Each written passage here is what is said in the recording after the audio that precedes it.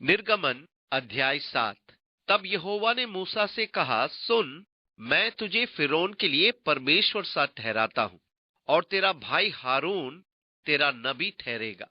जो जो आज्ञा मैं तुझे दूं वही तू कहना, और हारून उसे फिरौन से कहेगा, जिससे वो इसराइलियों को अपने देश से निकल जाने दे। निर्गमन 7, 1 और 2 पद।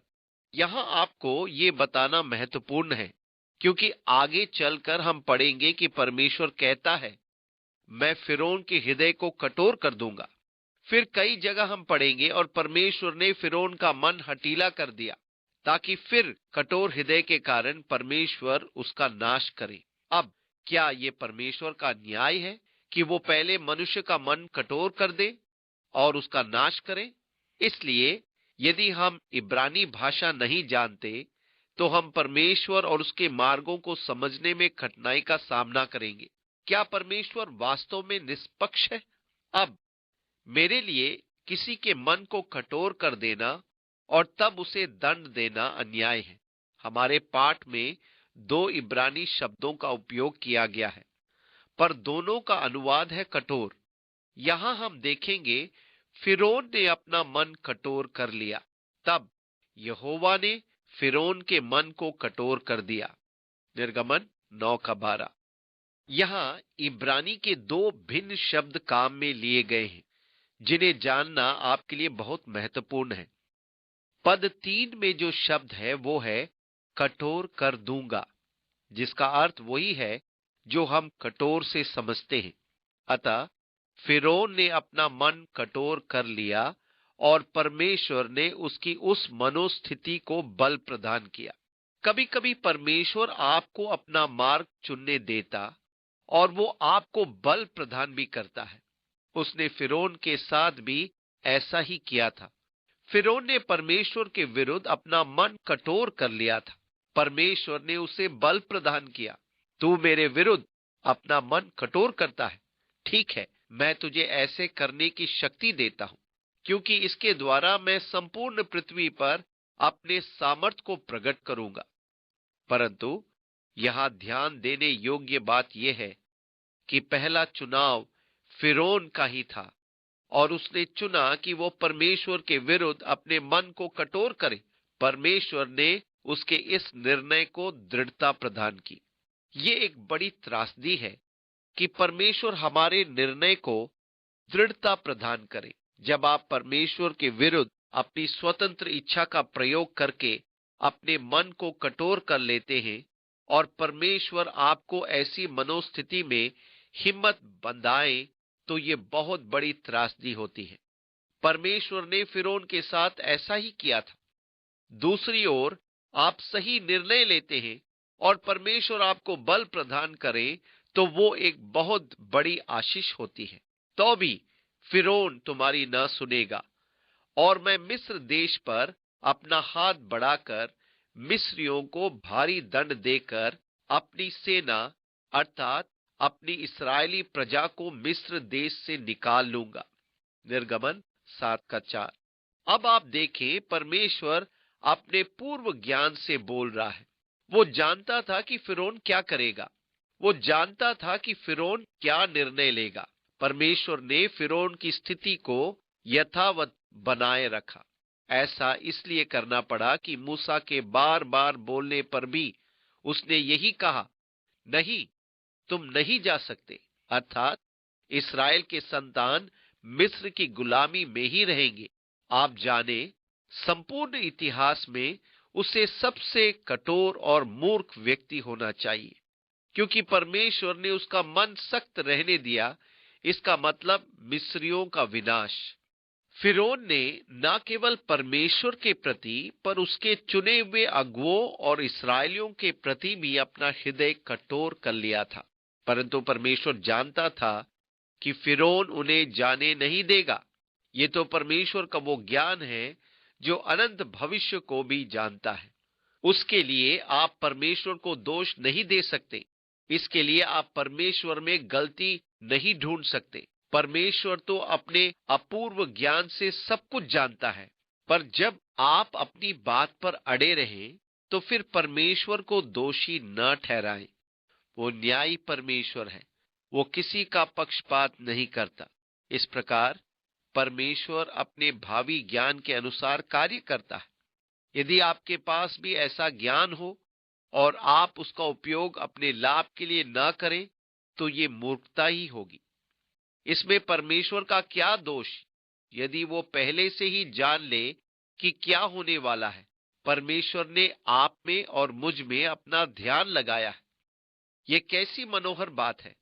इसका क्या अर्थ है? आप विजेता हैं। परमेश्वर आपके जीवन में कार्य कर रहा है। वो जानता है कि उसने आपके लिए क्या योजना बना रखी है। इसका अर्थ यह हुआ कि आप विजय यात्रा पर हैं। परमेश्वर ने आपको चुना है। आपको भयभीत नहीं, आनंदित होना है। यहां फिरौन के साथ परमेश्वर जानता था कि वो क्या करेगा। परमेश्वर ने कहा कि वो अपना मन कठोर कर लेगा, वो तेरी बात नहीं सुनेगा, जिससे कि मेरा हाथ उन पर उठे और अपने लोगों को छुड़ा लाए। और जब मैं मिस्र पर हाथ बढ़ाकर इस्राएलियों को उनके बीच से निकालूंगा, तब मिस्री जान लेंगे कि मैं यहोवा हूं। तब मूसा और हारून ने यहोवा की आज्ञा अनुसार ही किया। जब मूसा और हारून फिरौन से बात करने लगे, तब मूसा 80 वर्ष का और हारून 83 वर्ष का था। फिर यहोवा ने मूसा और हारून से इस प्रकार कहा, जब फिरौन तुमसे कहे अपने प्रमाण का कोई चमत्कार दिखाओ, तब तू हारून से कहना, अपनी लाठी लेकर फिरौन के सामने डाल दे कि वो अजगर बन जाए। निर्गमन 7:5-9 पद। इसलिए जब तू फिरौन के सामने खड़े हो और वो कहे, मुझे एक आश्चर्य कर्म दिखा, ठीक तभी हारून फिरौन के सामने अपनी लाठी डाल दे और वो एक सांप बन जाएगी। तब मूसा और हारून ने फिरौन के पास जाकर यहोवा की आज्ञा अनुसार किया। और जब हारून ने अपनी लाठी फिरौन और उसके कर्मचारियों के सामने डाल दिया, तब वो अजगर बन गई। तब फिरौन ने पंडितों और टोना करने वालों को बुलवाया और मिस्र के जादूगरों ने आकर अपने अपने तंत्र मंत्र से वैसा ही किया। उन्होंने भी अपनी अपनी लाठी को डाल दिया और वे भी अजगर बन गई। पर हारून की लाठी उनकी लाठियों को निगल गई। परंतु फिरौन का मन हठीला हो गया और यहोवा के वचन के अनुसार उसने मूसा और हारून की बातों को नहीं माना। निर्गमन 7:10-13 पद। अब मेरे लिए एक रोचक बात यह है कि फिरौन के जादूगर ने मूसा और हारून जैसे चमत्कार दिखाने में सफल हुए। अंधकार की ऐसी शक्तियां हैं जो परमेश्वर के कार्य की ज्यों की त्यों नकल कर सकती है। शैतान नकल करने में माहिर है। वो परमेश्वर के अधिकांश कार्यों की नकल करता है। अंतिम दिनों में मसीह विरोधी का एक प्रमुख चिन्ह होगा कि वो परमेश्वर के लोगों में चिन्ह एवं चमत्कारों का प्रदर्शन की क्षमता दिखाएं। वो चमत्कारी कार्य करने में निपुण होगा। दूसरा कोरिन्थियों 11:14 में लिखा है कि शैतान आप भी ज्योतिर्मय स्वर्गदूत के रूप धारण करता है। वो लोगों को धोखा देने के लिए परमेश्वर के कामों की नकल करने में सक्षम है।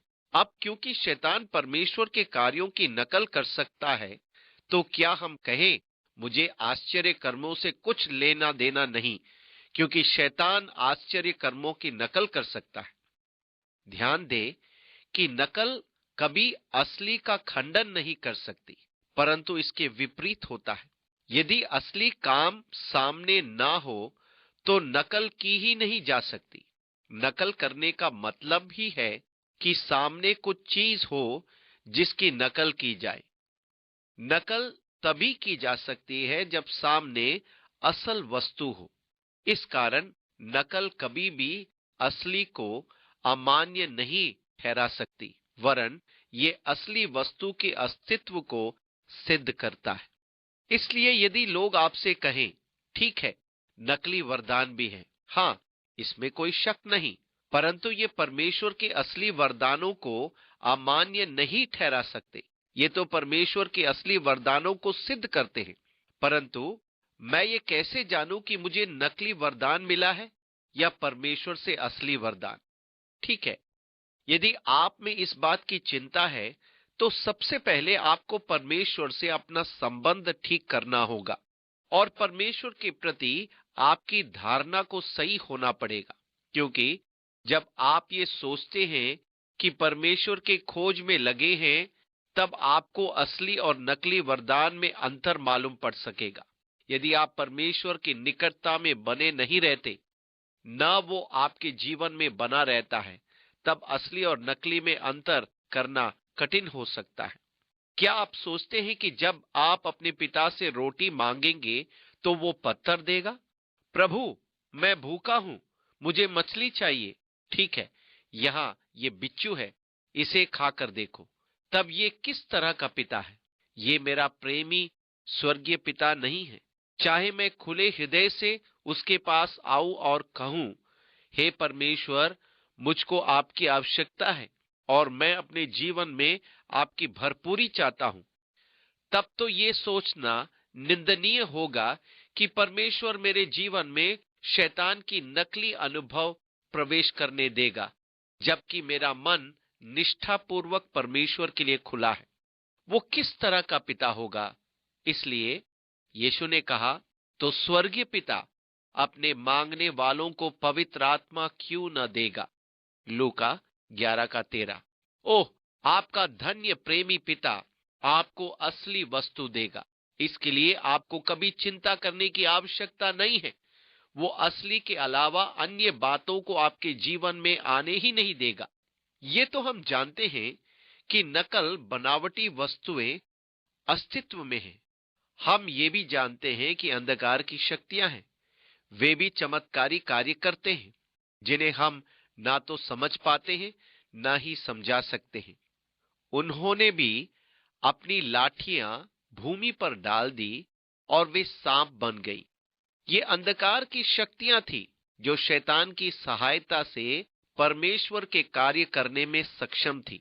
उन्होंने भी अपनी अपनी लाठियां को डाल दिया और वे भी अजगर बन गई, पर हारून की लाठी उनकी लाठियों को निगल गई। परंतु फिरौन का मन और हठीला हो गया और यहोवा के वचन के अनुसार उसने मूसा और हारून की बातों को नहीं माना। तब यहोवा ने मूसा से कहा, फिरौन का मन कठोर हो गया और वो इस प्रजा को जाने नहीं देता। इसलिए सवेरे के समय फिरौन के पास जा, वो तो जल की ओर बाहर आएगा और जो लाठी सर्प बन गई थी उसको हाथ में लिए हुए नील नदी के तट पर उसे भेंट करने के लिए खड़ा रहना और उससे इस प्रकार कहना, इब्रियों के परमेश्वर यहोवा ने मुझे ये कहने के लिए तेरे पास भेजा है कि मेरी प्रजा के लोगों को जाने दे कि जिससे वे जंगल में मेरी उपासना करें, और अब तक तूने मेरा कहना नहीं माना। निर्गमन 7:13-16 पद। अब आपको स्मरण होगा कि जब सबसे पहले मूसा फिरौन के पास गया था और कहा था, यहोवा ने मुझे ये बताने के लिए तेरे पास भेजा है कि उसकी प्रजा को जाने दे, फिरौन ने कहा था, यहोवा कौन है? मैं उसे नहीं जानता। अब यहां इस संपूर्ण घटना का अभिप्राय यह है कि फिरौन जान ले कि यहोवा कौन है। इसलिए मूसा ने कहा कि यहोवा यूं कहता है। यहोवा यूं कहता है, इससे तू जान लेगा कि मैं ही परमेश्वर हूं। देख, मैं अपने हाथ की लाठी को नील नदी के जल पर मारूंगा और जल लहू बन जाएगा, और जो मछलियां नील नदी में हैं वे मर जाएगी, और नील नदी बासने लगेगी, और नदी का पानी पीने के लिए मिस्रियों का जी ना चाहेगा। फिर यहोवा ने मूसा से कहा, हारून से कह कि अपनी लाठी लेकर मिस्र देश में जितना जल है, अर्थात उसकी नदियां, नहरें, झीलें और पोखरे, सबके ऊपर अपना हाथ बढ़ा कि उनका जल लहू बन जाए, और सारे मिस्र देश में काठ और पत्थर दोनों भांति के जल पात्रों में लहू ही लहू हो जाएगा। तब मूसा और हारून ने यहोवा की आज्ञा के अनुसार किया, अर्थात उसने लाठी को उठाकर फिरौन और उसके कर्मचारियों के देखते नील नदी के जल पर मारा, और नदी का सब जल लहू बन गया।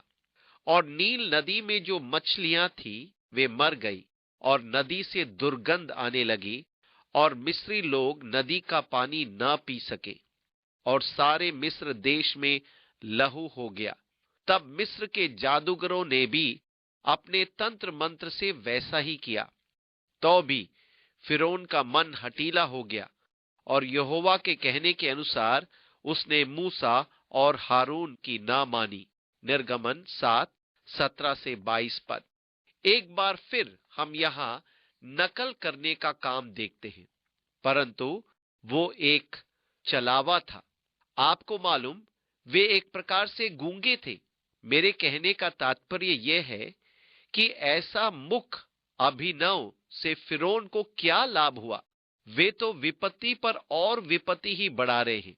उनका करिश्मा तब मायने रखता जब वे लहू बन गए पानी को फिर से पीने लायक स्वच्छ पानी बना देते। फिरौन को खुश करने से हानि किसकी हुई? फिरौन ने इस पर भी ध्यान नहीं दिया और मुंह फेर कर अपने घर चला गया। और सब मिस्री लोग पीने के लिए नील नदी के आसपास खोदने लगे, क्योंकि वे नदी का जल नहीं पी सकते थे। तब यहोवा ने नील नदी को मारा था, तब से 7 दिन हो चुके थे। निर्गमन 7:23-25 पद। इमैनुअल विल्कोवेस्की ने एक पुस्तक लिखी है जिसका नाम है वर्ल्ड्स इन कोलिजन। इस पुस्तक में वो पानी लहू बन जाने की बात को समझाता है। उसका कहना है कि शुक्र ग्रह के निकट आ जाने के कारण ऐसा हुआ था, परंतु परमेश्वर ने क्या साधन काम में लिया हमें बताया नहीं गया। मैं तो इसे चमत्कार समझकर मान लेता हूं। मुझे परमेश्वर के चमत्कार को स्वीकार कर लेने में कोई परेशानी नहीं है। वो पानी को दाखरस बना सकता है, तो वो अनेक अन्य चमत्कार भी कर सकता है। वो पानी को लहू भी बना सकता है, उसके लिए बड़ी बात नहीं। मुझे अपनी कल्पनाओं द्वारा परमेश्वर की विधियों की व्याख्या करने की आवश्यकता नहीं है।